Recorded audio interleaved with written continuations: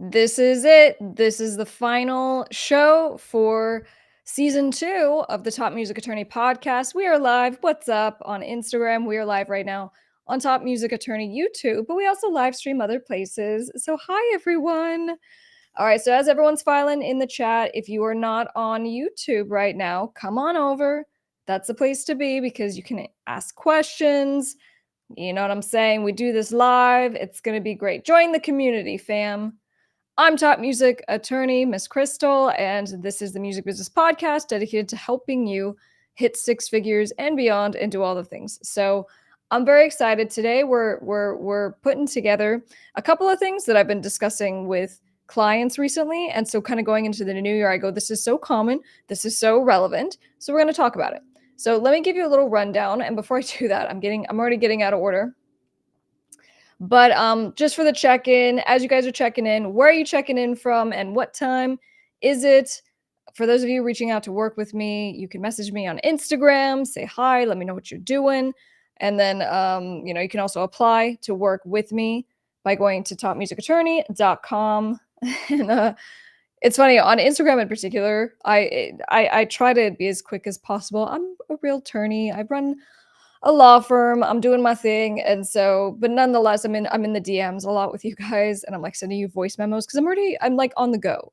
And so you'll send me a question and I do hit you back.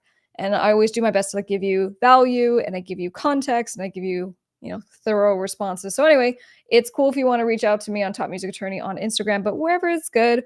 What's up for those on IG? Come on over right now to Top Music Attorney on YouTube. All right, guys, drop your questions in the chat wherever you're watching right now. I'm so excited to see you. I'm so excited for you to be here. So let me give you the quick rundown, and we'll be bringing in that Orko for some of these discussions. Here's what we're going to be wrapping up the year discussing. And the first is talking about pros and cons of signing to a record label. Always top of mind, always something that people are interested in because, it's fair. People want to get those record deals and become big stars because the label's gonna do it, apparently. Anyway, we're gonna talk about why that's a great idea, why it's a terrible idea, on all the things. All right, guys, what's up? John, Eric in Canada. Hey, what's up? Angel. All right, so we're also going to talk about fake record deals and how they're on the rise in 2024. And, especially for what kind of comes through my law office and the amount of not only deals that I review, and bless your heart if you're one of the, artists or producers that contacts me before you sign the contract. And so we can look at it and we can see when stuff is fakery or when it's more, also scams, but then also just taking advantage of you and it's just a terrible deal. So all those are kind of combined into one. But we're also going to talk about the 5 shady characters in the music business that you need to be aware of. All right. So I need you to be on the lookout for these people because they're coming for you. And, the best case scenario is that you have something popping with your career and, you know what I'm saying? Things are going well. And at that point, that's when these people usually come out of the woodwork. So I'm setting you up to protect you and let's get you, where you need to go. And then lastly, we're going to cover how to spot a fake music contract. And this one, I'll probably start with this one because I'm just so excited to go through it. Again, because as people are sending me stuff, I like all my things through my law firm are paid because I just only have so much time every day. And so with the law firm stuff, paid consultations, contract reviews, like all the things. But I do everything on Top Music Attorney. You know what I'm saying? Like here is free because that way you can guys, get the help you need. Anyway, so when people send me like, oh, I need someone to review this. Is it a real contract? Sometimes I still respond to those and I'll be like, hey, I just want to let you know a couple of things. I haven't reviewed your whole contract, but here's some stuff that I can see right out the gate. So anyway, on the video, we'll talk about it. I'm just going to give you all the tea of how me, you know what I'm saying? It's not 100% right all the time, but I'm pretty good when it comes to spotting fake music contracts. And I'm going to teach you what to do, how to do, where to do, all the do's. Hey, what's up on Instagram? Come over to Top Music Attorney on YouTube. This is where the fam is at. All right, fam, as you're checking in, where are you checking in from, and what time is it?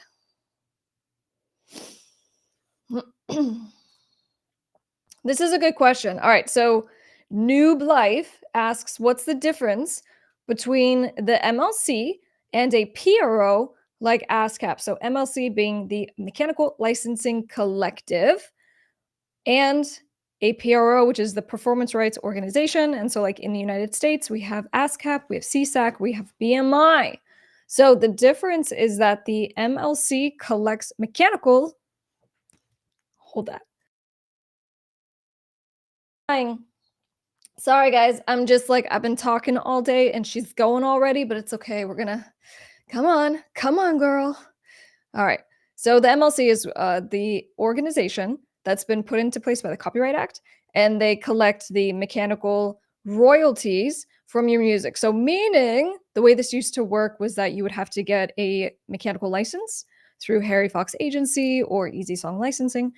And that was kind of the mechanism in place to get someone paid when someone else did a cover of your song, right? And there was some kind of like mechanical royalty that came in. So anyway, they put a kibosh on the necessity for the artists needing to get the license. So now what happens is that the DSPs, the digital service providers, go do deals like, right, so like Spotify, they'd sign contracts with the MLC and they pay the mechanical royalties to the MLC, and that's where you get paid. So if you're an artist, if you're a producer, if you're the label, publisher, collecting on behalf of anyone, you go and you register with MLC. So the question was, how's it different? It's different because the PRO, like ASCAP is collecting your performance royalties. And so that's stuff like public performance of your music in a mall, in a restaurant, even when you perform your music publicly. So there are two different streams of revenue. And all you need to know if you're watching this is that you need to go and register on BMI or ASCAP. That's the PRO if you're in the United States. It'll be different if you're in a different country. And then also the Mechanical Licensing Collective, again, if you're in the United States. So I hope that clarifies that for you. What's up, friends? Welcome to the last show of season 2. And I just saw on the Top Music Attorney YouTube that we're about to hit, what was it? I think it's 28,000. So that's pretty cool. I'll probably mention again when that Orko comes on, who's the show producer, because that's just amazing. And I think, I don't know, I have to look at how much growth we've had this year, but it's been a lot. It's been a lot, and even more so recently. So I like these. What's this? Sometimes you just have some like loops in your clothing. I got a real like wardrobe on today. I was wearing like my giant black combat boots and the skirt and the whole thing. I was like, I have a lot of like in-person meetings today. And I don't like the fact that this crossed my mind. But I'm like, maybe I should put on like the heels and like look a little more attorney-ish. I'm like, that's stupid. No. I'm always just gonna show up as myself. So anyway, that's what we're doing. Hey, checking in from LA. What's up? Reactable to more King Von. All right, I appreciate that. Yeah, so King Von, we did a lot of reaction videos this year, but not nearly enough, quite frankly. So we're gonna work on that, and that's something that's on kind of like my wish list. Alex Lejo has a question. I have a question. Based on the past content, you recommended to us as an artist to be our own record label. So, do you need the name, the LLC is our artist name, or can we use another name? All right, so there's a lot in there. But for the LLC name, you can actually put whatever. Okay? It doesn't even matter. And I have clients where they'll give us like a street address. They'll be like 123 Blue Street LLC.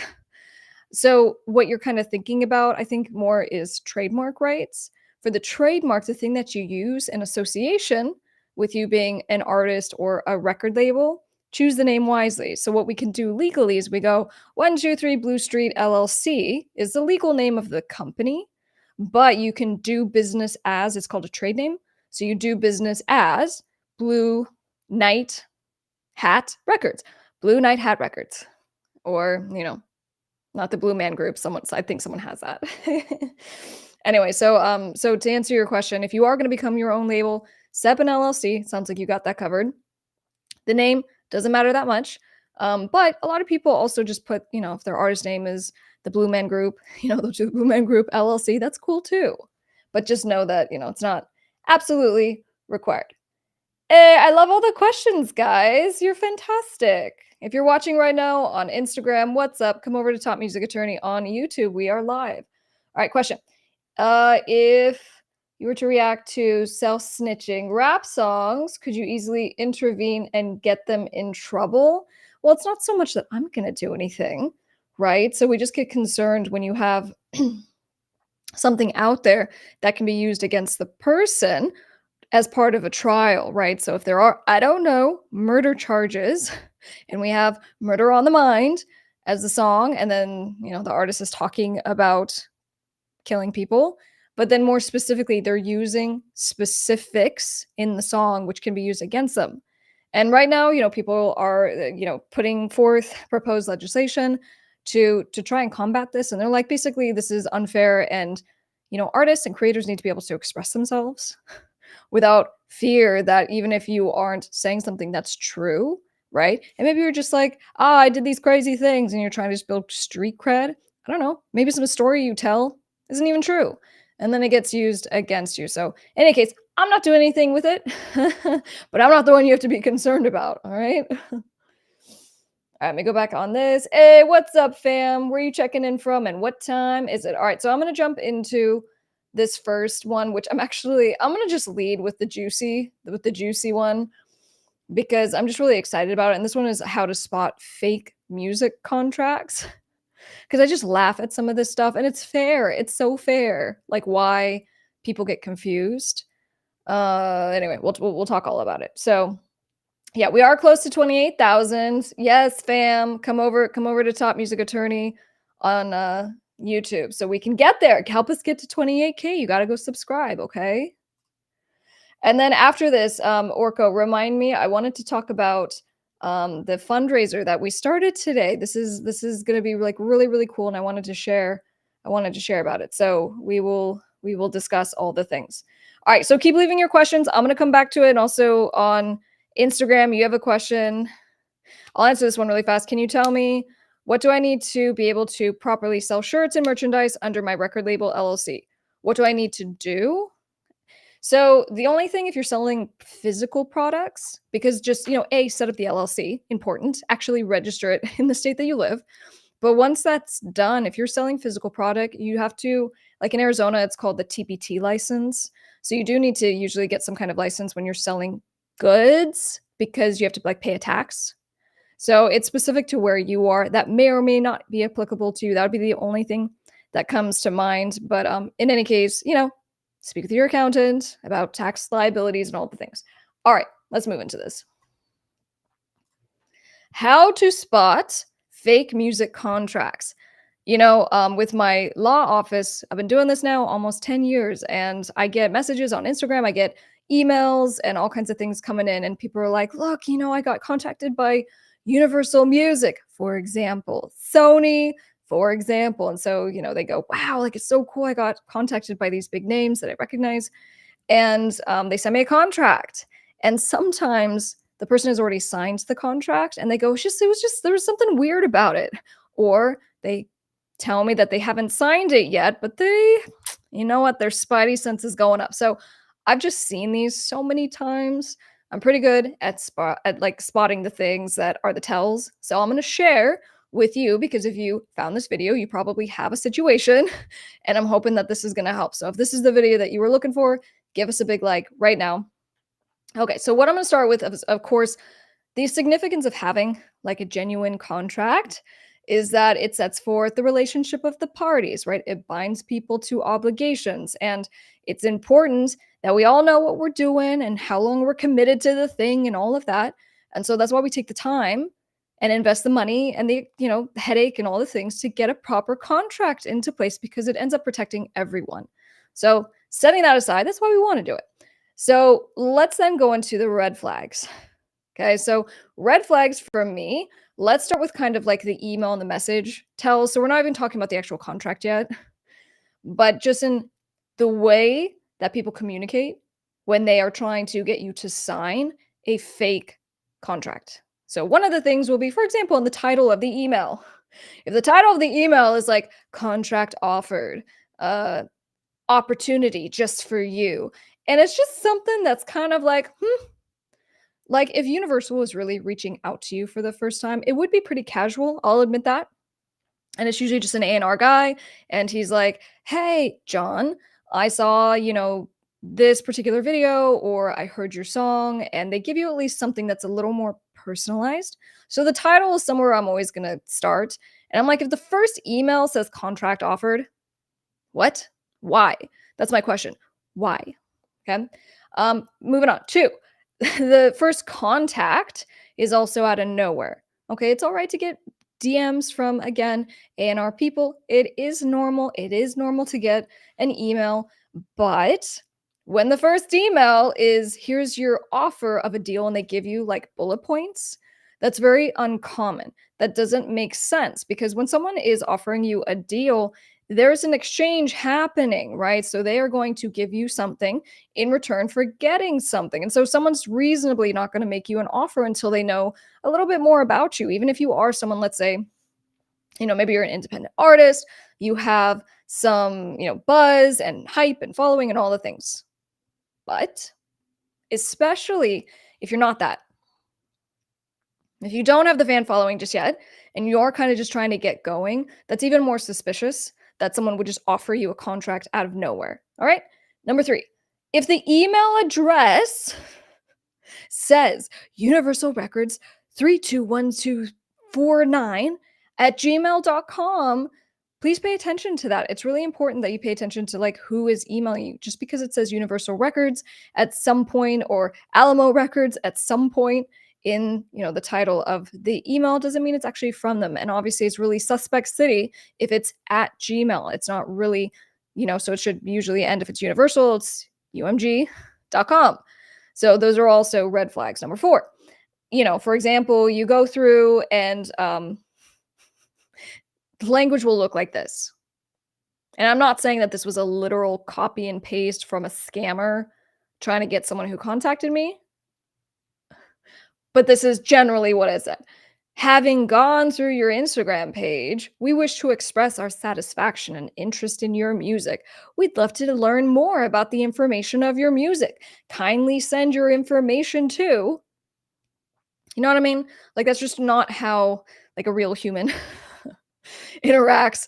And what I mean by that is just someone who's genuinely interested in you. I mean, I like teach people this. I go, if you're reaching out to someone, like put a little, personality, personal something in there. Again, John, your song, Way Above was fantastic. So anyway, a little bit of a red flag there. Number five, if you're like, all right, I'm not sure, maybe it is an offer. And so you respond, that's cool.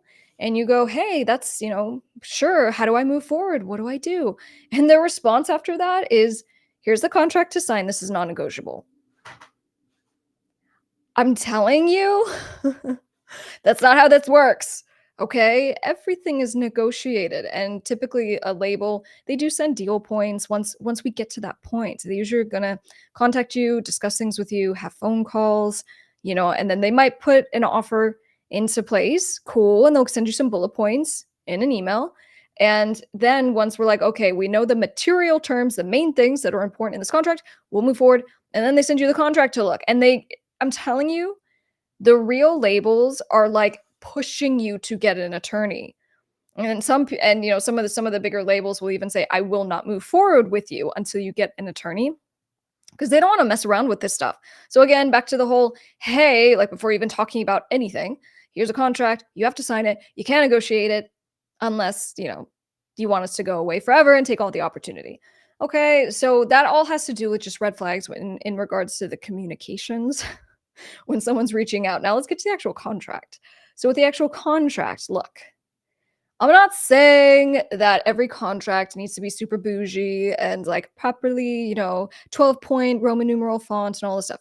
that is normally how we do it. So if you do see a contract and there's these giant spaces here and there, and the, you know, font size is like 18-point font, and it just looks a little unprofessional, again, a red flag.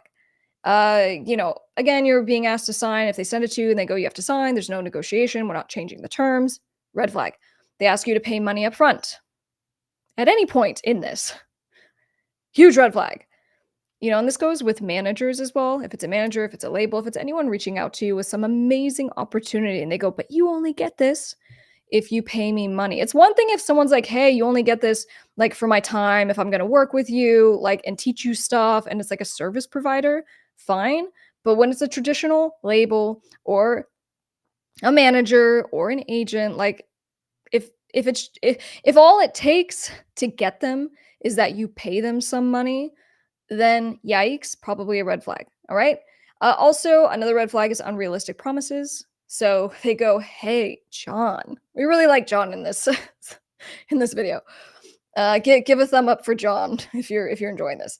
So, John, we're gonna do and give you an artist development budget of $300,000 at our discretion, and all of that.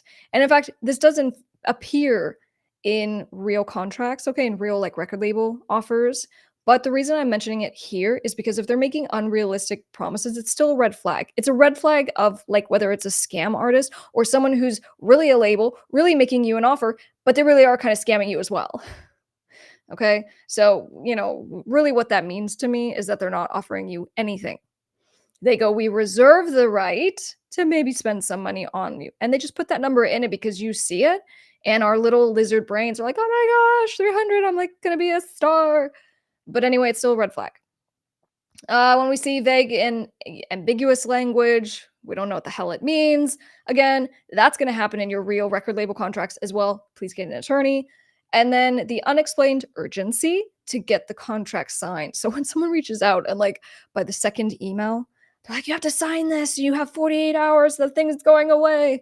And they create that urgency as a sales tactic, right? So they are doing that to get you to sign the thing. And it's probably because they're going to lock you in and then they're going to switch it on you. And they're going to be like, you're locked in now and you have to, pay us to get out. Or I've just seen all kinds of things happen. So that's some of the pain points and red flags with the actual contract. Now, what are the solutions? So number one, please research the party that reached out to you. Okay. So just little things like maybe it's a label name that you haven't heard of. Just do things like go and see if they have a website. But also, here's the thing that I do as an attorney. When they tell me, for example, they're like, oh, we're a company registered in the state of California. I'll do a search with the Secretary of State. It's usually the same thing for every state. Secretary of State, and you can search a business name and just see if you can find them. Are they a real legitimate business? That's a good place to start. If not, red flag. You can also ask them to call you. I've done this with some people, and what was the last one?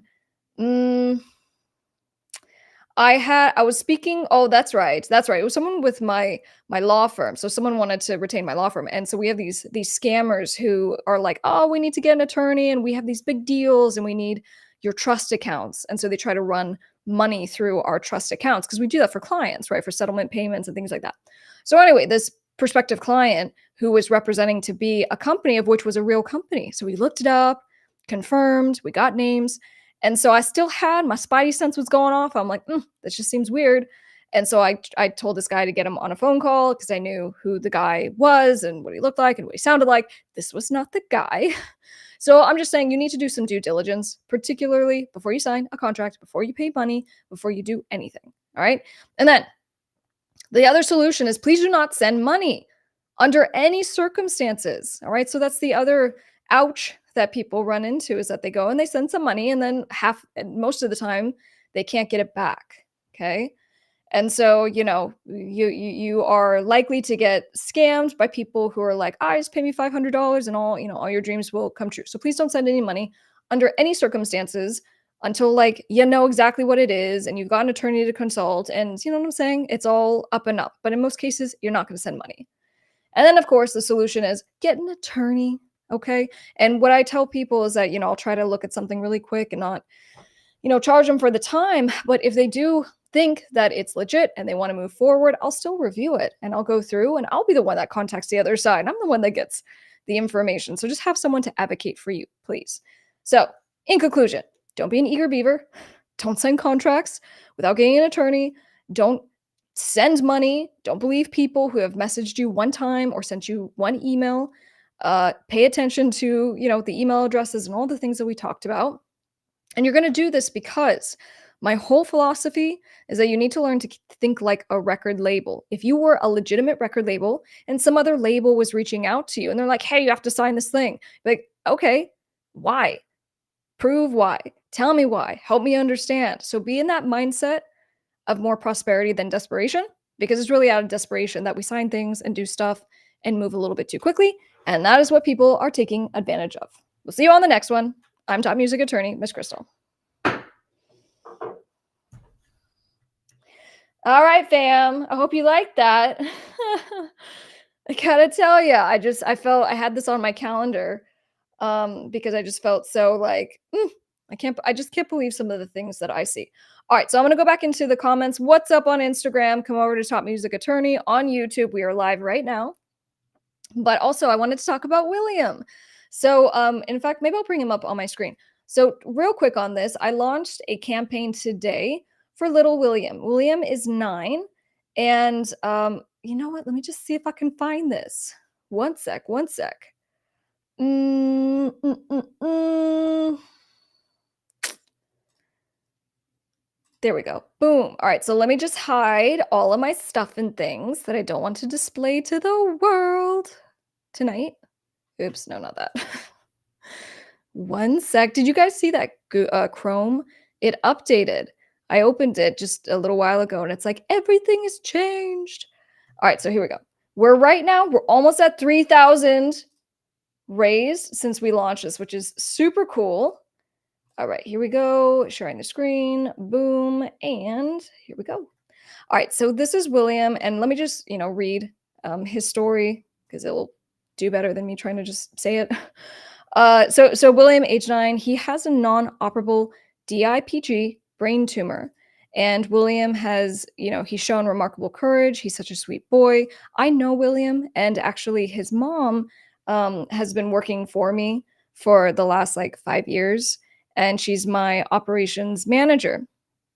And, about 2 years ago, William was diagnosed with a brain tumor, which is just I'm saying, things they took him in because he was having some issues with his eyes and he was getting headaches. It was just insane.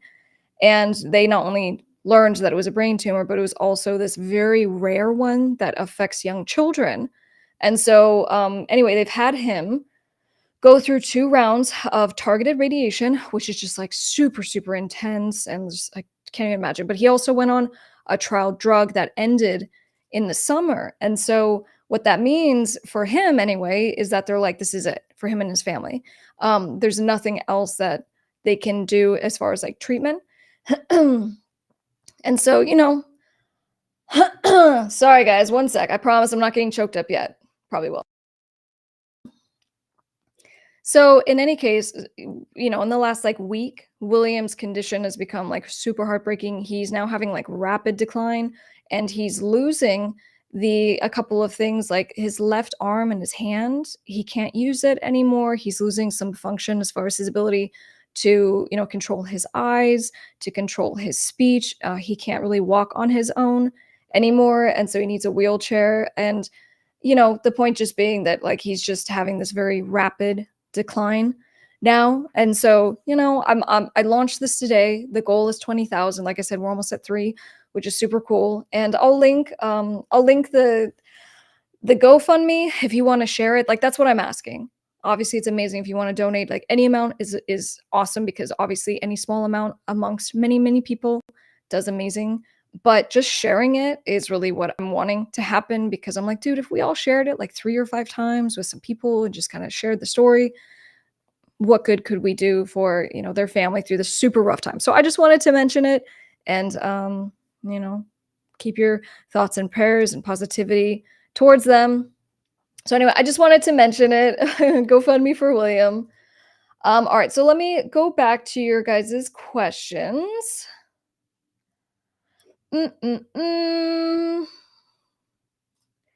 Okay, so the trademark has to be for label, not for the artist's name. Correct, thank you. Well, actually, you could do it for both, right? So we get trademarks for both the artist, like I'm Miss Krystle, I have my Miss Krystle trademark. My label's Dukes Up Records, I have the Dukes Up Records trademark. So it's whatever you're doing as your service mark. Okay, that's what you do. David is a DBA going to do you any good until you can afford to do a trademark search and registration for the brand name? Great question. It's not so much having, well, let me clarify. The trade name in just you using a certain name gives you what's called common law trademark rights. So if you can't get the federal registration, which sometimes just people don't have, you know what I'm saying, like a ton of money to go and do this, that's cool. So thank you. My producer's like, "Oh my gosh, she's struggling. She needs help stat." Anyway, so if you just use your trade name or your trademark for like, whatever, music, put it on your CD, have it on your website, do it on your show flyers, you start getting rights in it already. So do that. Okay? And then at which point that you can actually file to get the federal registration, do that. We care about the federal registration because we need it in order to sue, in order to get attorney's fees, in order to do all the things. So plan on all of it, but do it maybe in that order if you're short on cash. All right, question. If you've signed a contract and left the label years later and found out it was fake, can you sue? Great question. Well, uh, the answer is yes, of course, because you can sue anyone at any time for anything. But what I kind of talk through with people is I say, what were your damages? How were you harmed? Now, obviously, you can be like, well, we signed with you, you did nothing. And then it turned out that you were fake. So therefore, we didn't get other opportunities. If we had signed those other opportunities, we would have, gotten all this money. So, you can potentially sue for something like that. But then also it's like, I don't know, did anything ever happen? Did something good come of it? I mean, if it really was like a fake contract and a fake label, then, that would be something specifically to talk about with your attorney. So it's really just, what are you going to get out of it if you do sue? But that sucks. And I really hope that's a theoretical question, not something that happened. Kanye in the news again. You know what? He was in the news like every 2 seconds there earlier in 23 and beforehand. So he kind of went quiet for a while.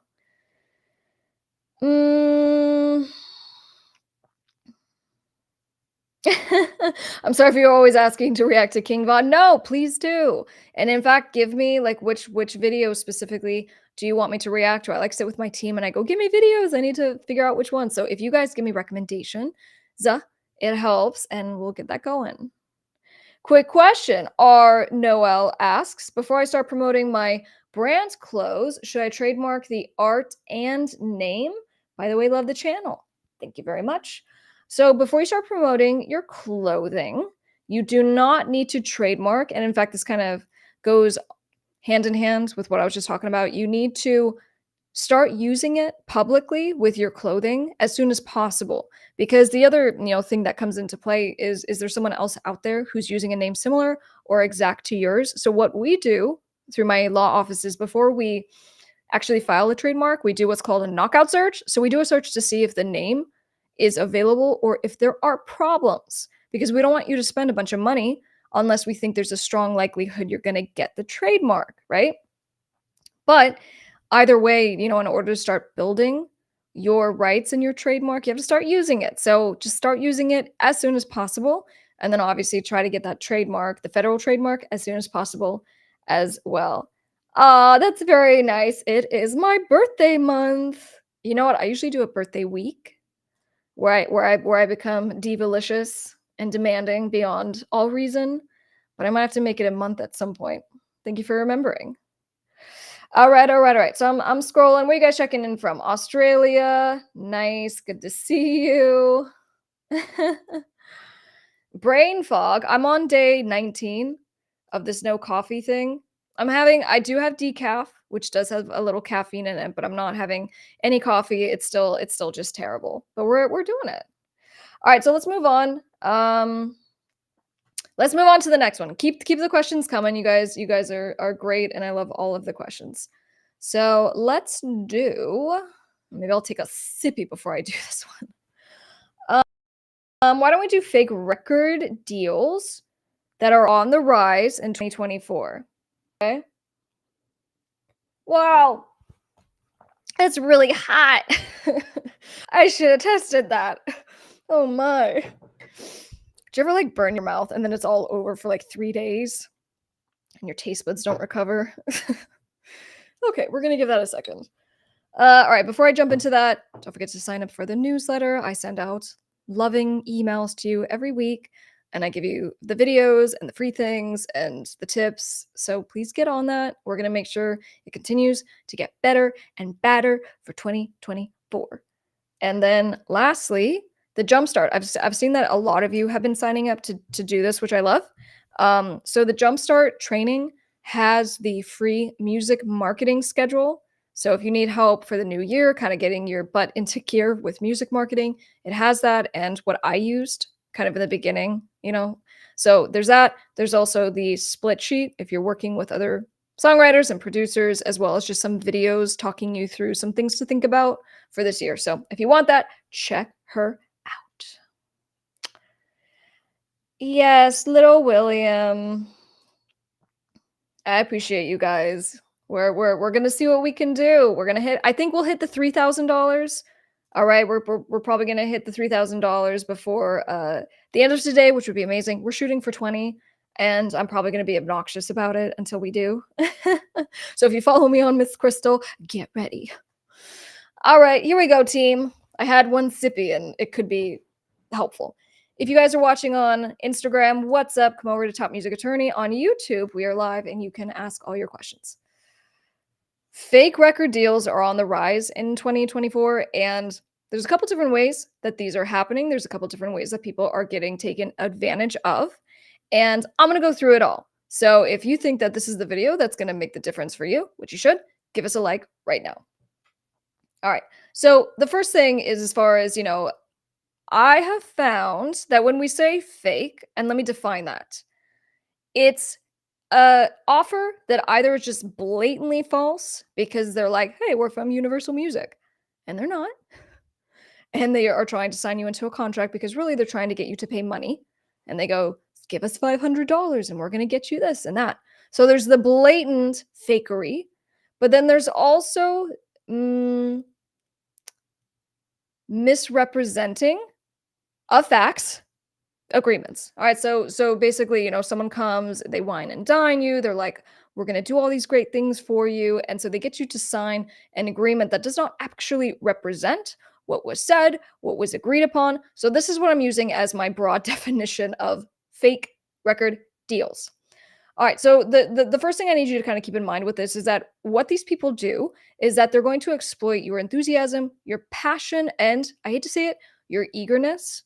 Okay. And what I mean by that is we, especially for like, at some point in our music careers, either early or later on, but we're just kind of like, man, is something going to happen? I'm waiting for that opportunity. And you just want someone to come and like wave a magic wand and show you the way and help you with your marketing and get you those collabs. Like that's really the secret wish. And that's why when people think about record label deals and they get excited, it's because they think the record label is going to come and solve all of your problems.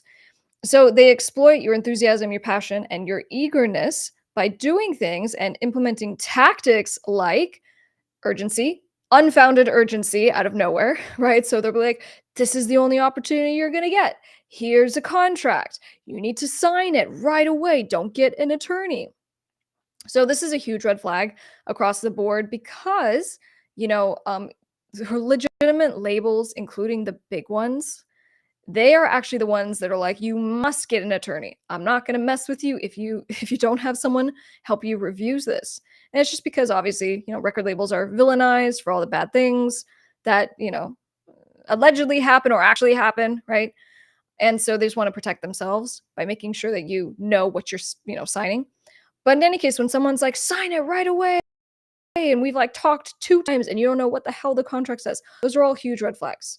All right. So we also have the fakery in the record label deals. And the reason why they're on the rise is because of financial gain. All right. And this is not going to shock anyone, but labels come in, and if they knock it out of the park and they own all your music and you're getting 14% of royalties net, so meaning, they pay back themselves on the big loan that was taken out to pay for your stuff, allegedly, because they're like paying themselves. They're like, oh my gosh, Tom cost $50,000 for that music video. I'm just saying. So, let's say they do knock it out of the park. You still are not going to see money for a long time. And even if you do see money, it's not a lot. Okay, so there's a lot of financial gain to be made, but I'll tell you what, I say this all the time. I'm like, you want to try to retain ownership of your masters, because what labels are good at and what they know that you don't is that they're going to be able to sell your masters later on, and they can sync them and they can do all kinds of things to make money, not just from, oh, we didn't get paid a lot of royalties on Spotify. No, they're going to sell your songs to other people, and they're going to make hundreds of thousands of dollars, if not millions of dollars, if you had, some kind of following. So there's a financial gain at your expense, but obviously the big piece there is that you lost ownership of your music along the way. Okay, but this is also motivating why people are being exploitative and kind of getting you to sign, these fake and misleading record label contracts. Now, what they're also going to do is that they're going to give you this illusion of stardom. And this goes back to the sales pitch of, oh my gosh, I heard your song. It's so good. You're the next best thing. And it's like amazing. Because of course we all want to hear that. And so what is it? The snake oil? They're going to come in and say all the right stuff. And even if it's a legitimate label, which sometimes it's not, even if it's a real opportunity, you never know what's going to happen. And like half the time it's an A&R guy who, believed in you, maybe legitimately, and then he got moved to a different department or he got fired. So we see these all kind of going badly. But again, your decision-making framework should not be your emotion. Okay, so don't get suckered into a fake record label deal or relationship because someone's like, I can make you a big star. Because maybe they can't. And either way, you're losing the ownership of your music and you're putting yourself in potentially a bad spot. Okay, now we're going to talk about solutions here. We're going to talk about what you need to do to protect yourself. But, the next thing that I look at when it comes to, these bad record label deals, these fake agreements, is that really what they're trying to do is that they are coming in and they're not only taking ownership of the masters, which still, so masters meaning the final recorded versions of your songs. They're not only taking ownership of the masters, which is still industry standard, but depending on what territory you're in, it's pretty common, like in Mexico, it's pretty common that they're like, hey, we're going to own your trademark. We're going to literally own your artist name. And like half the time, these people are signing these contracts for nothing. They're not even giving like an advance of, all right, cool, I'm going to give you $100,000 or something like that. And so, when someone is proposing to get you into a contract, we're calling it a fake deal because of the exchange. That's not real. They're not really going to get you the money or the fame, right? The stardom, the fan following. They're not really going to do those things because half of these businesses, half of these people, half of these record labels can't do that for you. All right? But they're selling you on the dream of what it could be. All right? So that's why we're taking issues with these, and what I'm seeing with all of these fake and bad record label deals that are coming through. So, what are the solutions? All right. So, as far as looking at solutions, obviously the best thing that you could do for yourself is to get out of your own way and do not pay attention to your emotions or your eagerness, because, a lot of people, and I've had this where I've literally sat down artists and it was a real label. Okay. It was like, a major record label offer. And I look the artist dead in the eyeballs and I go, I'm getting paid from the label if I get this deal done based on your contract. And I am telling you, I don't want you to sign this. I go, it's exploitative. They're taking advantage. There's no guarantee. You're doing so good on your own, or you could be doing so good on your own. I don't think you should sign this. And the artist will still go and sign the contract. That's okay. You know what I'm saying? My job is just to be like, look, here are my concerns and, do as you wish. I support you. It's all good. But the reason why they sometimes will still move forward is because Oh my gosh, it's this name of a label. I think they'll do this. I think they'll do that. And they can't turn away the opportunity. It's too scary. What if I never get this opportunity again? So, number one is to try to set aside your emotions a little bit. But also, it is really important to have an attorney, not just an attorney, but someone who knows this stuff. This industry does these deals. And, a part of it obviously is because you need someone who's going to get you the best deal because they know what industry standard is. And like they know Joe at Universal and can just be like, look, Joe, stop with the shit. Come on. Like that stuff really does help. All right. But, also beyond anything else, always working on building yourself up and having the mentality of being your own record label. And we do this because obviously I can go through the gambit of like all the horror stories of things that can happen if you do sign with a label, of them not doing anything, them shelving you, taking away all your artistic creativity. You know what I'm saying? But there's good stuff. We have Taylor Swifts of the world, we have Kanye's of the world, we have these prolific acts who were given help, assistance, and a platform because of labels. But like labels own all their stuff. You know what I'm saying? So just stuff to keep in mind. But the framework of how do you think like a record label? You do that by being like, I'm not going to be eager. I'm going to do business deals. If I do sign with a company, it needs to make sense. What are they doing for me? And if I have nothing to bargain with, right? If I'm so desperate and I need so much help, that means you need to work on your stuff. That means you need to learn music marketing. That means you need to build your fan following. Like you have to have a baseline of building your own stuff up so that you like know what you're doing, A, and B, you have leverage because now they really do want something versus it just being like, hey, some random, hey, 2K band name official, right? Instead of being like, hey, John, right? So you're getting some scam email. Great music. We would like to see about a potential opportunity. Here's the contract and the terms. All right, so there's legitimate fakery going on, and even in the real offers, there's fakery and misrepresentations, and all kinds of things going on. So I'm not opposed to record label deals. I represent all kinds of artists who end up becoming their own record labels because I'm like, don't only think like a label, but build your own thing. So I think it's cool, but I'm all about everyone should know what's up, be able to negotiate for themselves, be able to get the representation that they need, and to stay legally protected. So stay away from all the fakery and make it a great year. Get an entertainment attorney. You can contact Delgado Entertainment Law, and we'll help you out. All right, all right, all right. What's up, fam? Okay. Let's see. Let me hit any questions, and then we will bring in that Orko.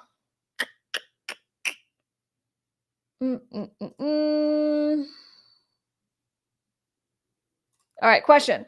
Can you please share all the entity names where we should submit assets for publishing? Okay, so as it's not just publishing.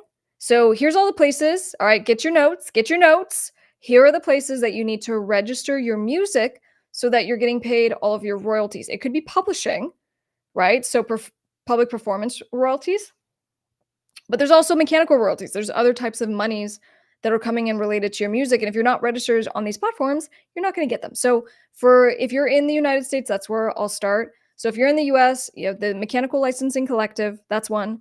Sound Exchange. So, and let me clarify. The Mechanical Licensing Collective collects mechanical royalties.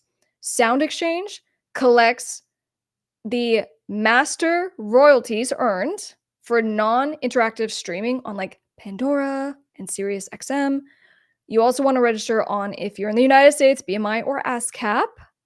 Okay, and these are again for your public performance royalties. You want to make sure that you obviously like distribute your music to or through a distributor so you can get paid. Having it on DSPs. What am I forgetting? And you can also do. I don't want to cause confusion. We'll just leave those. So make your hit list. Make your hit list of where you need to go and get your music registered for 2024. All right, so I'm going to do a quick refresh. I'm going to be right back. Don't go anywhere.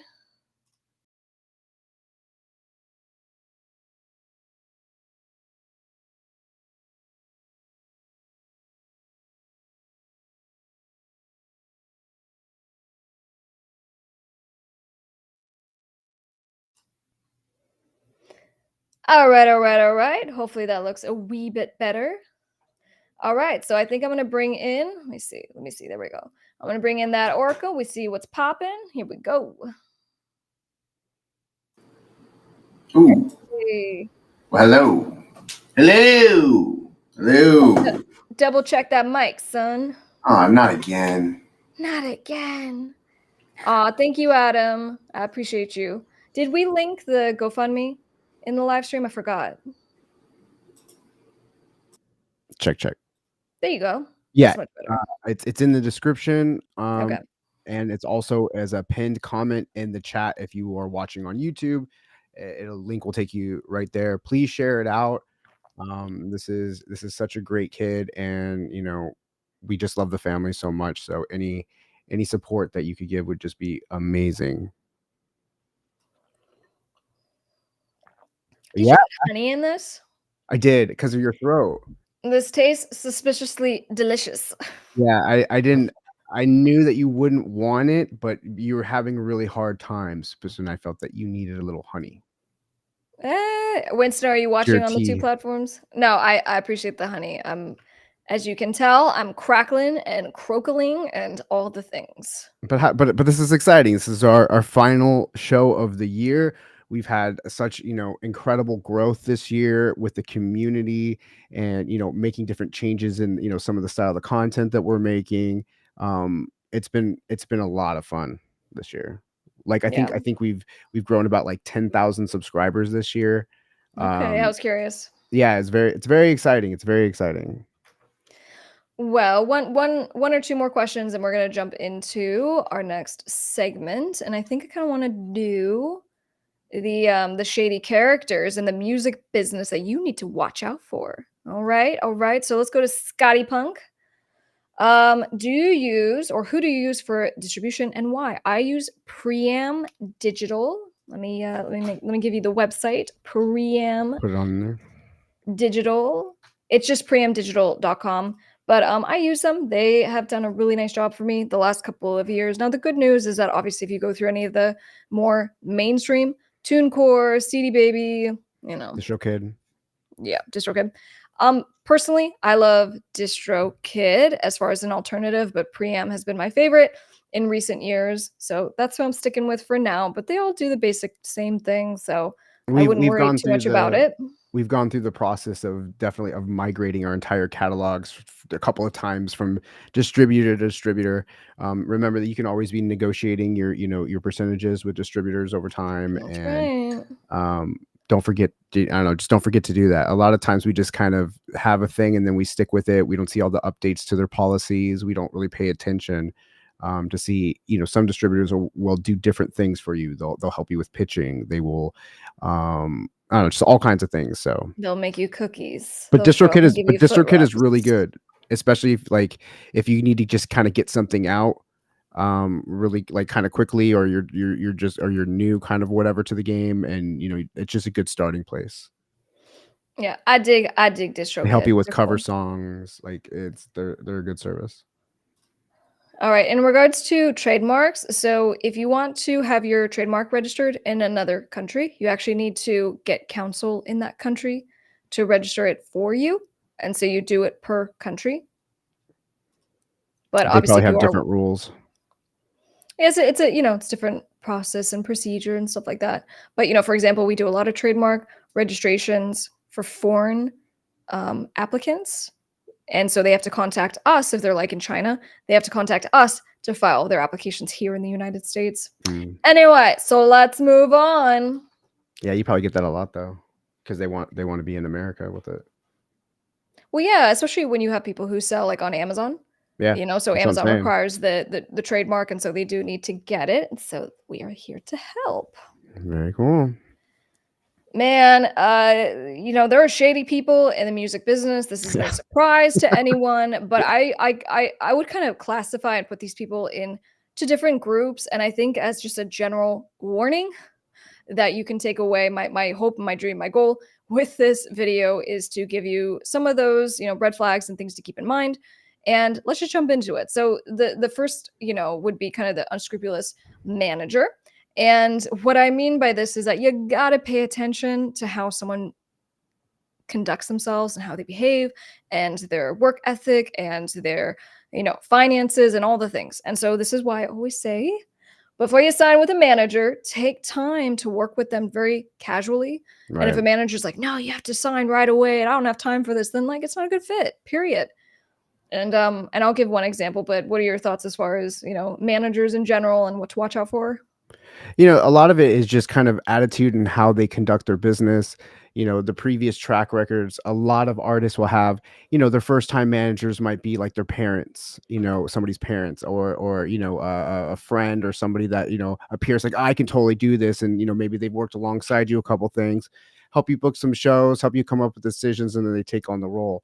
But the role of a manager is a very crucial one because they're representing you. They are, the face of you, essentially, when they're doing all kinds of deals and getting things done. So if you have kind of like a jerky manager, remember that, reflects on you. If you have somebody that has kind of maybe doesn't handles things a little too emotionally, or kind of gets in their feelings a lot, that might not be a good fit. If they already seem like an overly kind of controlling person, that might not be a good fit.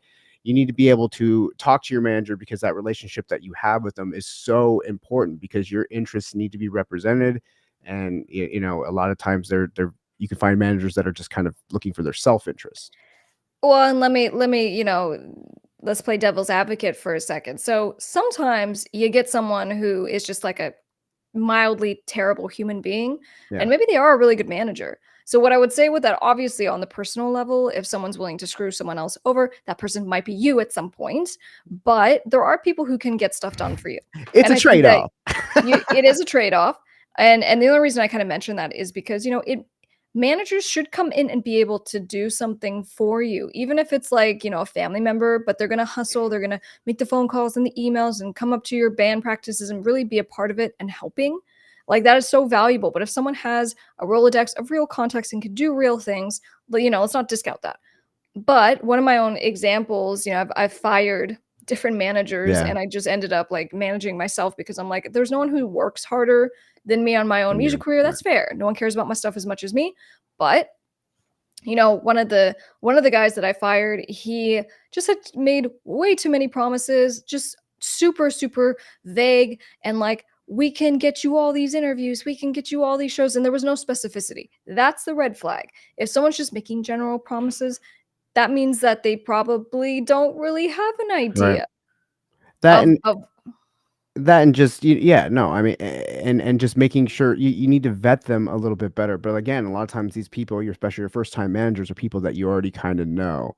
So I don't know. There's the ways, but don't let a manager like a lot of people just think that a manager is going to be the thing that catapults their career and is going to be, and that's what they're there to do. They're there to help you along.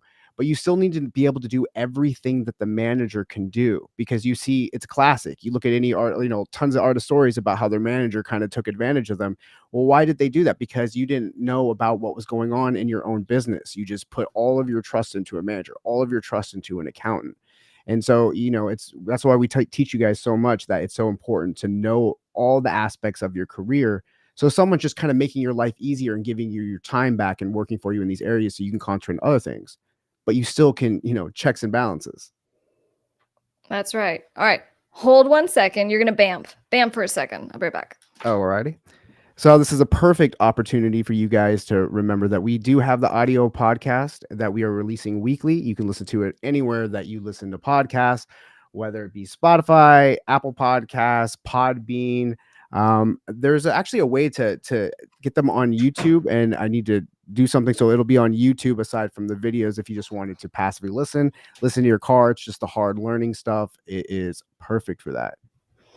All right, sorry guys. So Ripley babies, she knocked over a vitamin D bottle early in her life, and she almost killed Oh, I thought you were herself by about to say she consuming. did right now. No, and so every time I hear a certain type of crash, something's fallen, I just like, oh my gosh, what did I Oh leave man. out? And so she had knocked something over. It's okay, I got her. So anyway. The next shady character in the music business that you just need to watch out for are going to be deceptive promoters. Okay. So, Mm. look, the pay to play, you gotta, fork up some money and do the thing. Like, that's industry standard for a lot of venues and promoters trying to do their thing. That's cool. But what I'm talking about is when someone's like promising exposure and fame. And who was it? Like there are people who go, they'll get like this tiny venue and they'll be like, come to not NAM, what was it? You come to these big music festivals, you can play, you can be a Right, part right. of this, and they just get you some back room at like 11 a.m. and Right, they'll right, take right. Well, no, I mean, it's $1,000. what is a great example of this is whenever South by Southwest goes on. It's That's what I was thinking of. Yeah, South by yeah, yeah, yeah. Southwest. Yeah, just all kind of pay to play, and you kind of play these kind of small venues. And there's people, I mean, there's so much activity there that it's variable whether you think it's worth it or not. It's a fun experience. But I'm just saying, but there's a lot of other venues that are just kind of smaller knowns that are on the outskirts that kind of just take advantage of all this too. I mean, why wouldn't they? But a big one is like battle of the band competitions. Huh. Like those things are like the worst. And if you want to get in a battle of bands, like good luck to you, unless it's like a high school battle of bands that you're kind of having fun in, because those things, there's a lot of times you're paying entry fees, you're just harassing all of your fans all the time to like vote and go to these venue things. And it's like, it's all just so the promoters can make money because they're earning all kinds of stuff. So I don't know, the battle of the bands I've always kind of seen as like real shady and scammy. So be careful of those, and just people like some of these companies that just will appear in your email and they'll be like, oh, we book shows, if you want to jump on this show, it's like $300 or whatever. But it's like you end up playing, if you're a rap artist, you'll end up playing with like a country band and you're playing at like 7 o'clock and there's like Right. 4 people in this bar, but you paid the promoter $200. So I always say it's the best way if you want to get great shows, especially in your own town. Start going to the venues, start getting to know the actual people that are doing the booking for the shows. That is the best way that's how you're going to get the national shows. That's how you're going to get anything that you want to get, is by getting good in with the club owners and the people that are actually doing the booking. Buy them a beer, hang out, chit chat, talk about, whatever sporting teams in town, you know what I mean? But don't harass them and ask them, but that's how you get those gigs.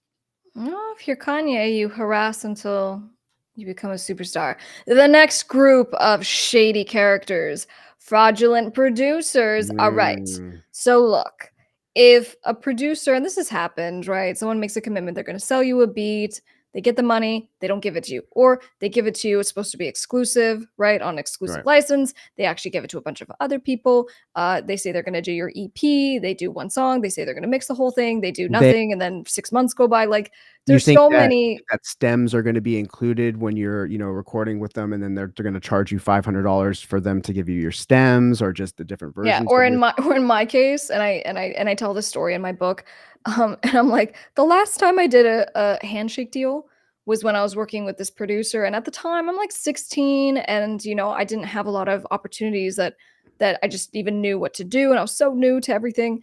And this guy had agreed to do like an exchange with me, and he's like, "You do some stuff on my tracks, I'm gonna help you with your track." And so we got the track like to the very end. And then he came back. He's like, "Hey, it's gonna be thousands of dollars to finish the mix and master right. it." I'm like, "Dude, like we never talked about this. You didn't say this was coming. I don't have that money." And like my whole project fell apart and my music video got canceled and my heart was totally broken. I don't know if we'd call that a fraudulent producer because it was a bait and switch, but that was definitely the last time that I will ever and ever did do a handshake deal. Or It's a sometimes contract. producers, there's all kinds of scams also where like, who is it? There was that Bow Wow scam where somebody's kind of impersonating features with Bow Wow. But in Mm, that kind of like, vein, producers will claim that they've worked on certain things for other artists, to try to raise their prices or something. There's definitely ways where you can check producers' credits, and you should always look into the background of producers, especially if you haven't met them. You're doing something online, and some kind of online collab or something like that. But the easiest way to solve any kind of problem with a producer is what? To have a contract. So to have it all written in the contract, what's going to be included, what they're representing. So there is no bait and switch. So there is no surprises. And this kind of goes for maybe some of you cats locally that still go to like recording studios and stuff. a lot of times, it used to be an old kind of scam that would go on, where you'd look in the newspaper and the classifieds and these, they'll make you a big star, come send us your demos, and you go to the recording studio that's local, and they'd be like, oh my God, this is the best song I've ever heard. And then they'd go, I could totally record you, but it's going to cost you, $1,500 because we're going to do 48 tracks. We're going to hire people. And then they would hire musicians. Now you got to go over here to get it mastered.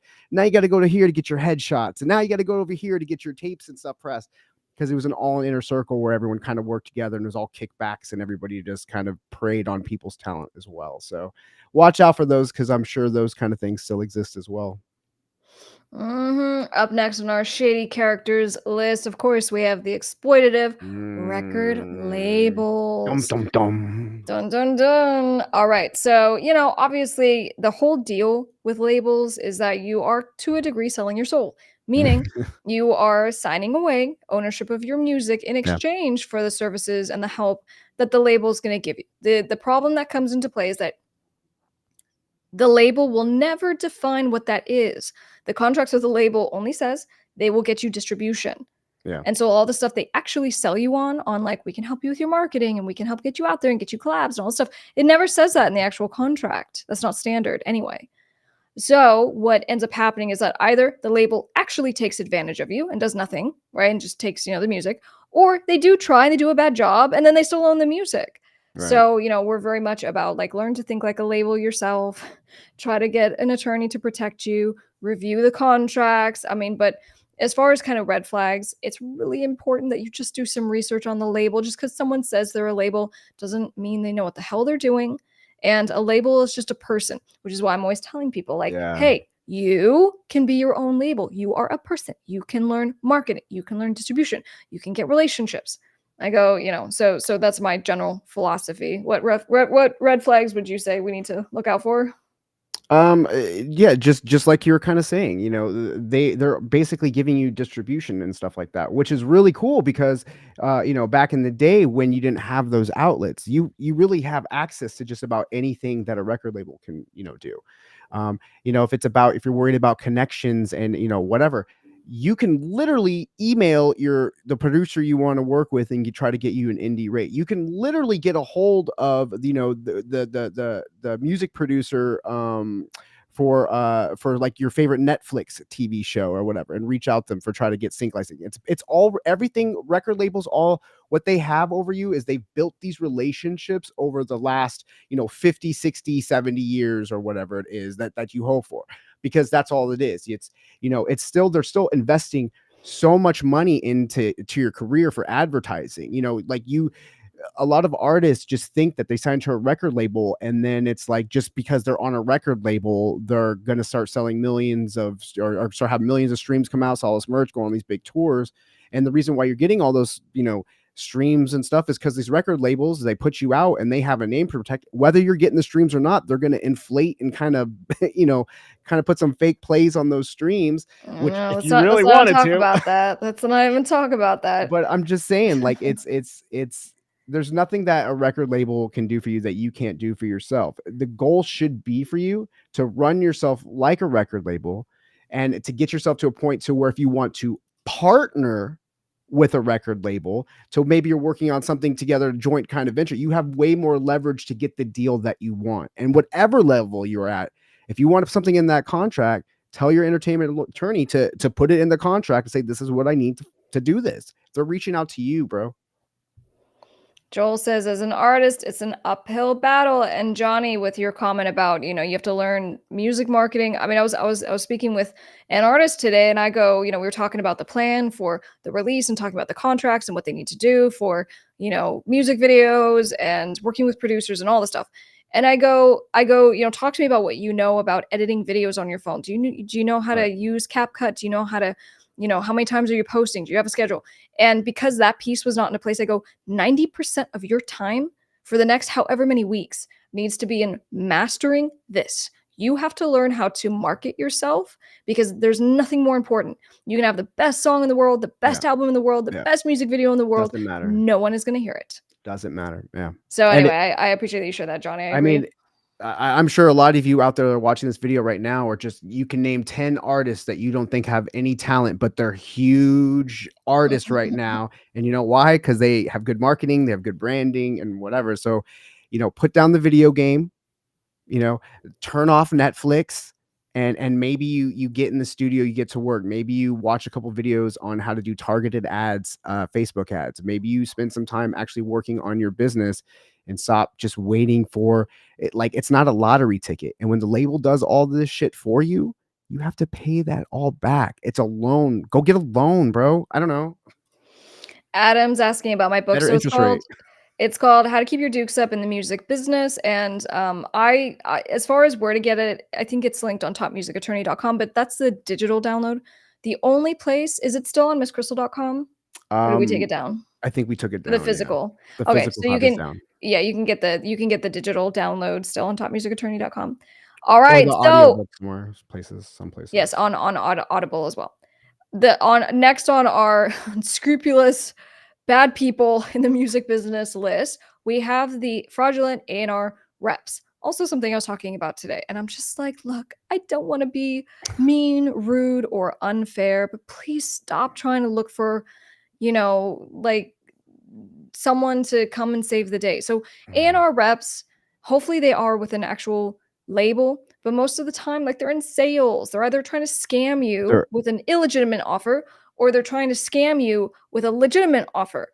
And so, there's just all these promises being made. So just understand that just because someone's like, saying they're into you and they're saying all the right things doesn't mean it's true. And even if it is true, it does. And the fact that you even like the person, you're like, man, Adam is great and he's so yeah. fun Yeah. and cool and all stuff. Like, so what? You're not signing with Adam. So just meaning A&R being the person on behalf of a company, like a record label, that is reaching out to you. And it's okay to be kind of flattered by things, but just remembering just to do your due diligence and kind of research people. Have they, who have they been responsible for working with? What are they doing? And it's great if they're, if they're genuinely a fan of your group and have in your pocket. I think the message is, stop getting so eager, and because you don't want your desperation to show, like, as soon as that happens, like, you should have the feeling that you're probably being scouted all the time. Like, if your music is solid, you're out there working real hard, there's always eyes on you, but just not just sitting there wishing for think that's going to save you, because all this stuff, when you start getting into, the mechanics and the system and the machine of the record, like, now you've opened a whole new world, a whole new list of problems, a whole bunch of new things that could be really exciting. But, like, be careful for what you wish for, and just realizing that there's so many resources now online. Like, there's so many, you could type in YouTube right now and just, like, any of your artists and giving interviews about their experiences on record labels and warning you of the dangers of it. It's like, and it's not that they're all evil, it's just the business. When you go and think about you're partnering with the business because you're trying to earn revenue, like, start doing those things for yourself now. All right. So then what are the solutions? Or I'm going to give you mine. So conduct research for all the people, especially if you can, like, reach out to other bands or groups that are working with those people, managers, agents. Like, I love the Pitbull story because I'm friends with his attorney, and he actually did an interview on this podcast, Leslie Ziegel. But anyway, so he was talking about, like, even the courtship that he had to go through with Pitt to get hired as the attorney. He's like, it was just so many, like, meetings and, like, building goodwill and trust and all this stuff. Every relationship that you have with anyone where you're going to sign a contract or be tied to them in some kind of way, you need to do your due diligence. Who are Yes. they? Like, know, their business style, know who they worked with. Do they even know what the hell they're doing? Are they like, oh my gosh, I represented this person like a million years ago, and they're not really doing anything currently? All this stuff comes into play. But then when you do move forward, have a contract and Yeah. make sure you know what it says, and make sure you have an attorney review it, because I'm telling you guys, when you don't do that, you end up paying like 10 times more later on because you signed something that you didn't know what it meant. You're trying to get out of it. Like, a third of what I do is just reading contracts and trying to get people out of their contracts. And so you could have saved all that time, all that money, all that stress. And sometimes you can't get out of the contract. I usually do. I'm just saying. But No, but just remember that it's a trade-off, and regardless if you are hell bent on that or not, on signing and just going through the system, I definitely recommend that you have an entertainment attorney with you so you can express your concerns. Because if you it's intimidating when you're sitting, even with an A&R rep, and they're dangling, just like, oh my god, I'm interesting, can I get your CD? I'd like to take it back to my, whatever. What is there something you Sure. can tell me? Can I set Right. something up? Or if you're one of these bands and you're like doing your your first showcase, it's pretty exciting. Hell, your second showcase is pretty exciting, and you get about 8 in, and you're you know what I mean, like, labels will come see you, especially if you start getting buzz on you. But either way, if you build up your brand, if you don't have anything going on, you're not going to get a great deal, and there's not amount of negotiating that you're going to be able to do, or what kind of attorney you have, if you are not regularly posting on social media and showing that you have a work ethic, that you are not out there just them showing that you can produce results. You're not going to get any kind of deal. If you have a song, they might sign your song. But That's right, people. So these are the 5 shady characters in the music industry that you're going to avoid. Give this video a like if you found it helpful, and we'll see you on the next one. All right. Let's just steamroll right on in. There was one question I did want to answer, and we're going to do the last segment. So Robert says streams don't pay. So how do indie labels make their money? Great question. So we diversify.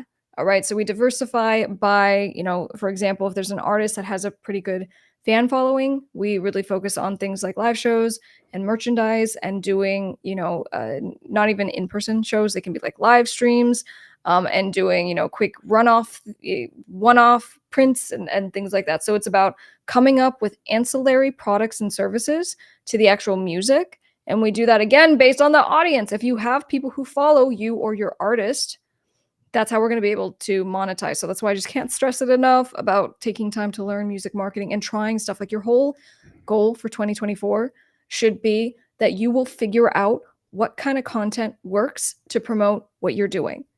And you have no other priority beyond that. Okay? If that means you have to post hundreds of times and try so many different things, do that, because that's what I had to do. And then I had stuff that went viral. And then I was like, oh, okay, I kind of get an idea of like what this is. But it took literally thousands of reps. And just remember that, the landscape is totally changed. Like, you have a voice at, right now. And so, another way that these companies make money is through like different endorsements and partnerships and stuff, because, with your music that they're pushing out, and it's like they want to control if you, maybe they'll get you some TV gig, maybe they'll get you some kind of collab with some kind of like, shoe company or clothing company and stuff like that, where they're also, participating in the revenue. But the point is that these companies are they're trying to just blow you out and get you out there, and just seeing where they can make money off of you, which is, which feels super exploitive, because they're there to exploit you. That's what you're looking for. You're looking to get promoted and be everywhere and be huge. So, all right, you ready to do this? Yeah, hold on. Oh yeah.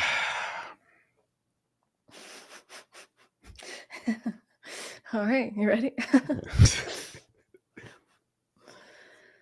I was gonna say, it's funny, I have 2 titles here. Let me fix it. Where do you get the pros and cons one? Yeah. Okay. I know you're excited to sign that record label deal.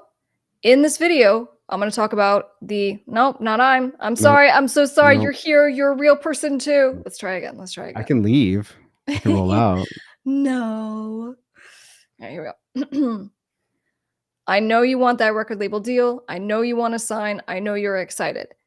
I've been doing this personally for almost 10 years. That Orko has been doing this forever as well. And so we both are going to give you the pros and cons of signing that record label deal that you're excited about. So let's just jump right into it. And the first kind of category is related to financial support. I'll start. The pro, of course, is that your agreement should say, please have an attorney review this and confirm, but your agreement should say that the label is going to front all the expenses. And this should be things like your studio time, paying the producers, doing your music videos. That's all great. And what it says is that the label will recoup only from the music earnings. And so if the music doesn't do well, you don't have to pay it back personally. That's great. That's a pro. But some artists will find it hard to pay back their advances that they're getting when their music isn't making the money. And they don't even understand the finite, like what they're signing for things, so they don't even understand how complex it is. So they're like all thinking that they're going to start earning money the first year of stuff, because they're like, oh well, the song's making money, but they don't realize all the recouping that goes involved, and they're just kind of spending their advances, and then they're just kind of you know ass out essentially. All right. Yeah. So as a con, essentially it can go very badly for you. And then, obviously a big piece of this is just that you still owe the label, even though if they're collecting from your music, which means you aren't going to get paid anything and you have It's no just way kind to of actually nothing to show pay your for. rent. All right, so that's in regards to financial support. Let's talk about connections, right? That's a big thing. And a lot of people are like, the label's going to make the connections, get me the promoters, get me the contacts to the radio, get me collabs. And so as a pro, well, if it's a label that is more established, they should be able to do that. They should be able to open the doors to collaborations and endorsements and opportunities and all these great things. If the label is established. So that's a pro. What's a con? Well, I mean, and then you're also just assuming that they have those connections. You're assuming that it's a major label. A lot of indie labels are just reaching out to people. So, you don't really necessarily know what stage they are as far as that goes. But, artists can build their own networks through social media, through things. You really don't even need the label to do that. So, um, I don't know. I just think that it would just be better for you just to start building those connections now, because you're dealing directly with people and you have direct access to people. Yeah, and I would just say, don't assume anything. Just because it's a label doesn't mean anything. It doesn't mean they have contacts or that they have contacts that are relevant to you. They're like, oh my Yeah. gosh, I have all these playlist people that I can reach out to on your behalf. And it's a totally different genre of music. They didn't tell you that. Same with Okay? managers and That's promoters and right. just That's anybody right. that you're dealing with. All right. So next category, general expertise and resources, right? So the whole thing is we say at the end of the tunnel, there's a light. What's it like though? What is it though? And the light What is is the it? record label deal. But Yeah. what we don't know Nope. is that it's an oncoming train. All right. So when it comes to just, having the expertise and the resources, we're so excited because like if we sign with the label, they're going to make our dreams come true and they'll be able to guide us and they know about the music business and all this stuff. And so the pro is that in the best case scenario, that isn't what it is. Like it should be people who have done this for a while. There's, Yep.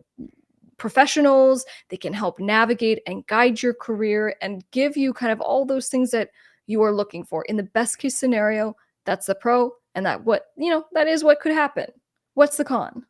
Well, I'll tell you one con of it is the fact that, with their expertise and with the people that they know, they're going to actually kind of control the direction of where you're going.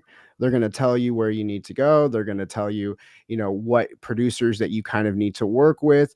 That's where some of the creative control is going to start kind of slipping away, as far as just they're going to tell you, they're going to make you work. They're going to put you out there to connect with these people that might not be, in your genre really. They're just like, oh, well, we kind of think that you should try more things like this, and it's based on their connections. Well, we got a guy that's over here that does this is our connection, Yeah, so you well, might not and have as and much the control. other con is they don't have any connections, and in fact, it's some dude who's like, "Hey, I think I want to get into the music business." And they set up a thing, they got a name, they offered you a deal. They don't have connections, they don't have resources, and they don't have any skill set to actually help. And PS, I had one of these deals. I got $100,000 record label deal by people who just really believed in me. And so they were pulling the money together and it was all going to be super amazing and all this stuff. But, no knock, but they didn't know anything about the music business. So I ended Right. up firing them and terminating the contract because I'm like, nothing is happening. You don't know what to do. So not You even have no necessarily a you bad have no thing, but a real certainty. thing. You have no certainty. You have no certainty on how hard they're going to work, or if you're at a label and they have 10 artists but they only have so many staff members, it's a full-time job to have a music career. So how much resources are they actually going to be, allowing to each, artist? Some are going to get preferential treatment for sure. That's right. All right. So then, when it comes to whether you should sign that record label deal, pros and cons, next category is the loss of creative control. Oh, So, that's harsh. your contract typically will say that all business decisions will be solely made by the record label, and any creative decisions, sometimes they'll be like, will be mutually made between artist and the label. A lot of the time, it just says the label will make all final decisions. So it's like, we'll work together, but if there's a dispute, the label's decision shall be final. And that matters because, we just have heard from so many people who, like, I wrote hundreds and hundreds of songs and Yeah. nothing came out. The label wouldn't let it come out. They said it wasn't good enough. They wanted this certain style. And so I had to just do it. And it wasn't me, Your so they lost your creative control. your favorite artists have had stories like this where their whole albums were just completely shelved because they were rejected by the record label or for whatever reason, or they went a little too creative on it and they're like, no, you got to get right back in there. Like they're gonna scrutinize your releases, but like that's not a bad thing either, though. You know what I mean? Because you should be doing that same process for your own releases. You should be scrutinizing releases. You should be having focus groups for your songs and Wh- all kinds of wh- shit like that. Which leads me to the pro. So, it can be a con, but one of the pros might be you have someone guiding you. And Right. they really do have the best of intentions. They want your thing to be successful. They want it to be able to make money, right? They don't want to waste any time. So therefore, they're going to scrutinize and say, no, no, no, it probably needs to be this. We should try to navigate a little bit this way. And so it can be a good thing. Most people don't like it, but some people need some of that guidance and help. Because you're in a So maybe field it that is a deals good with your fit. feelings. It's your feelings. It's your art. It's a piece of you. A lot of times people look at these songs as like they're in a way not, like kind of like their children or whatever. They're just a huge part of them. So that can be really hard to give up your creative control. Or let's say you write an album and you really love the third track on the album and you really want that to be the single. Well, it's up to the label whether or not that song's going to be. They might like, no, we really want you to write a song more like this, and it's a song that you do not like that is the single. Beyonce, Beyonce herself was told by her label she couldn't release the single that she wanted because her contract said she It didn't have says final decision right. making. And that means that you also can't you can't just go, well, fuck it, I'm just going to do it myself. Sometimes you see artists like that and they're going to deal with repercussions unless it's a marketing ploy that they've kind of engineered. If you don't see a lawsuit happen or some kind of cease and desist or their post getting taken down, it's probably a collab with the record label. Go, yeah, just say that you're releasing it, make it all edgy. But no, they have say over it, and their goal is to make money on it. First and foremost, they're taking the love and the art and your feelings out of the equation. There's an investment that they're trying to get a return on. All right. So then, what's the ultimate decision maker when it comes to whether you should sign this record label contract with all the pros and all the cons? I'll give you my opinion. Right. So, as an entertainment attorney, I've done this for almost 10 years and I've just looked at thousands of record label agreements. And what is so important is that when you do have an offer, you got to get someone to review not Yes. just the offer, but the actual contract, and to have a very micro conversation with you about what the contract says on what Yeah. those pros and cons are, because obviously we're talking more generally here. Right. It's helpful when someone's like, hey, just so you know, this is all the stuff that they're saying. This is how it's going to impact you. And this is if it went well, if everything worked out, this is where you're going to be. If everything goes badly, this is what's going to happen. So you can have a pro and con kind of list for your specific situation.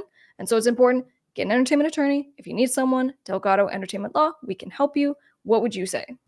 I love that. And to even just get a consultation call when you're at that position, just to be able to express to somebody who is kind of neutral, that's working on your behalf, as far as you could say exactly what kind of artist you want to be.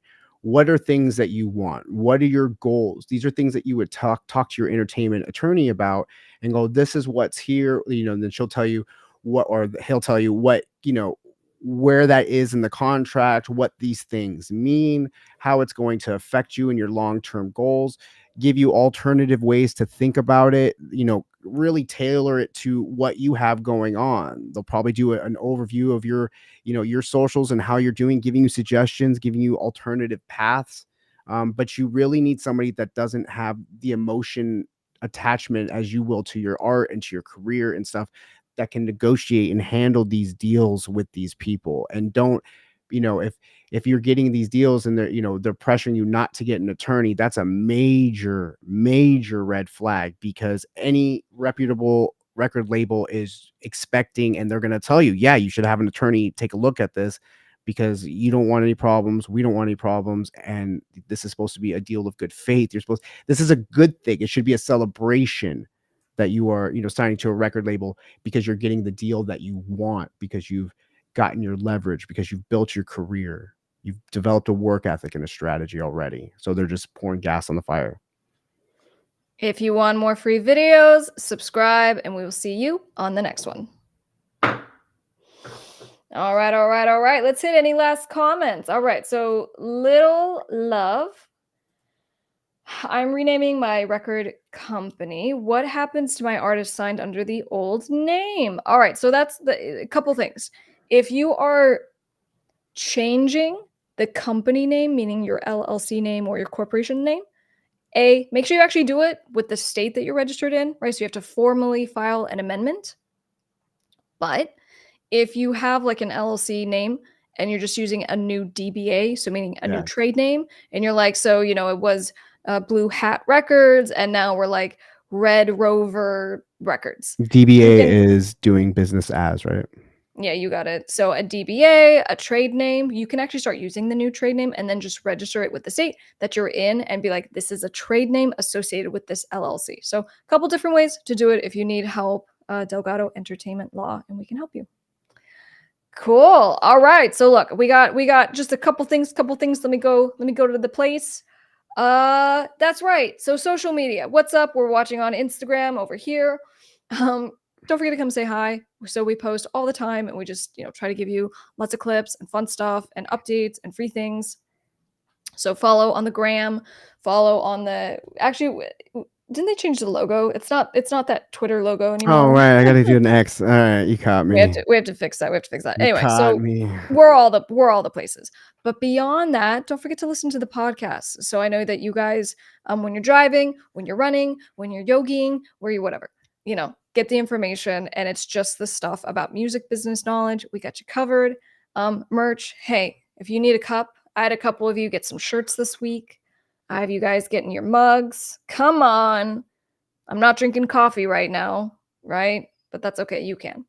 And then of course, if you need help, I guess, DM me on Instagram and we can just kind of talk through what you're doing, what you need help with. I got you covered. But you can also just apply. You got to be faster, boy. Yeah, so go to Top Music Attorney on Instagram, but also you can just apply, and there's like a little questionnaire that you fill out on topmusicattorney.com. And then we're going to go and watch a music video. All right, here we go. Adam already knew. Look at this. He knew. All right, so we're going to watch Monster music video, which is my newest single. It's my newest music video, and I'm so proud of this video. It's a mini movie, and it's pretty cool. Special effects, fight sequences, all the things. So, listen on all the places you want to listen, but let's watch it together. That Orko, any final? Yeah. Oh yeah, no, just real happy for this year. Thank you guys for, being with us, and you just kind of discovered us. In 2023, we will be back, in 2024. Very excited. There will be still a bunch of videos that are being released, in the meantime. We're just not going to be live. So there's still going to be content all the time on the channels. But we have some really cool interviews and stuff that we'll be doing coming up as well. So just so much exciting stuff is still going to be happening on the channel in 2023, but I'm so looking forward to 2024, and just all the growth has been spectacular. And again, I just can't tell you guys how much I appreciate you.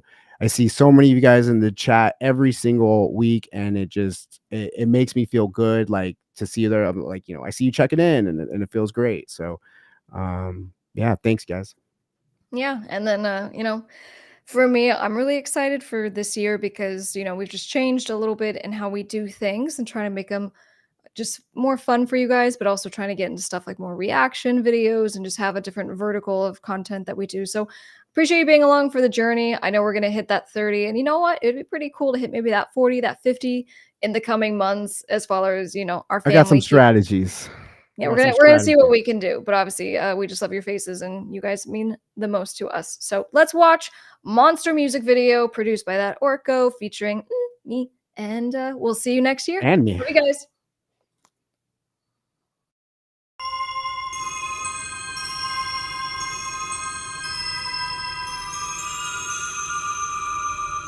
Darkness falling, all is quiet and soothing, seducing.